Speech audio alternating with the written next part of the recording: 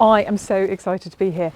This is Kirsty Lewis's house and I met her in the Itchen. She was wearing her swimsuit and giving out Josh's giant chocolate buttons to people, including me and my kids. She was so lovely. And she has such an amazing energy and warmth. I was not at all surprised to discover that she runs the School of Facilitation. So I'm coming to her today to talk to her about facilitation, particularly in hybrid, and understand some of her magic. Come on, let's go in.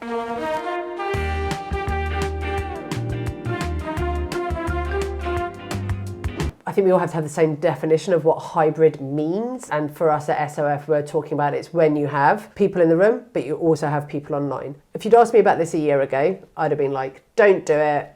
Either be all in the room or all online. In the last 12 months, my mind has been changed and we've been looking at it more and more quite seriously at School of Facilitation because people are asking for it more. So it's not going to go away. So if you are in the camp of, really, is this going to work? Do we have to do this? I'd say yes, it can work, but it's going to take planning and it's going to take time and it takes some real thought to it. You need to be focusing in 3 areas: technology, inclusion, and creating engagement. What happens in each of those 3 areas so that you create really great outcomes for the participants. What technology do you need in the room is where I think people are potentially missing. So it's having extra cameras. 1 camera is not enough. 1 microphone in the middle of a table is not enough. It's having multiple cameras. It's multiple microphones. There is new technology coming out all the time to help the people online to have a better experience for those in the room. And so one of the pieces of technology that has been shared with me is something called an OWL. It's a 360 camera. So if we were sat around this table and we had up there people joining us from all over the world, the camera moves to whoever talks. Have really great things like Miro and Mural. I call them the online meeting room. Even those in the room might have their laptops with them. You could all be on a whiteboard in the room. Adding things, putting post-its absolutely. Adding comments, There's also Mentimeter, which is another great app for doing polls and for getting word cloud. So again, people can just do those very quickly on their telephones.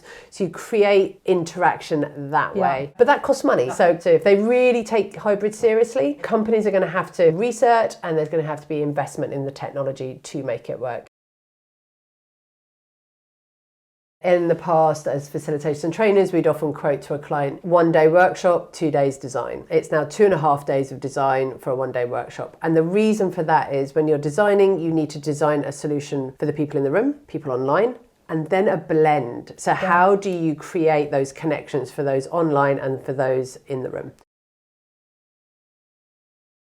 There would be purposeful points and pauses where you return and it'd be like, what questions do you have? It'd be designed anyway that you'd be doing a breakout probably, and potentially you sometimes do the breakout exercises so it just stays for the people online or the people in the room, they work, but then you can blend it as well. And then the online facilitator would be using the chat function and can also put them on mute so they can be talking, be going, okay, so what questions do we have? And you'd be using those facilitation skills that way as well. But again, it's back to that planning. It needs to be planned. We can't just wing it anymore. We know the technology is moving super fast and there's some very clever people out there looking at how we can make things more engaging and more inclusive. What I take from talking to Kirsty is that hybrid meetings are going to take more planning and preparation time, more people in terms of managing them well, and more technology to make them work properly. We're going to learn a huge amount more in the next few months. I'm going to get Kirsty back to tell us how we're getting on and how we can move to the next level. But do feedback in comments how you're getting on, any problems or challenges. I know Kirsty will engage. Other news this week, got this beautiful box from Helen and Sarah from Amazing If. They have written a new book after Squiggly Career and it's called You Coach You, or in the case of my book, Christine Coach Christine. It's a really good compilation of lots and lots of coaching tools and techniques that you can do yourself. There are lots of exercises you can write all over the book, loads of ways to think about changing your career, getting the best out of it. I highly recommend it to anyone thinking about a change who perhaps can't afford a professional coach because they are really expensive. You might want to do it with a friend though. If you could have somebody else do it with you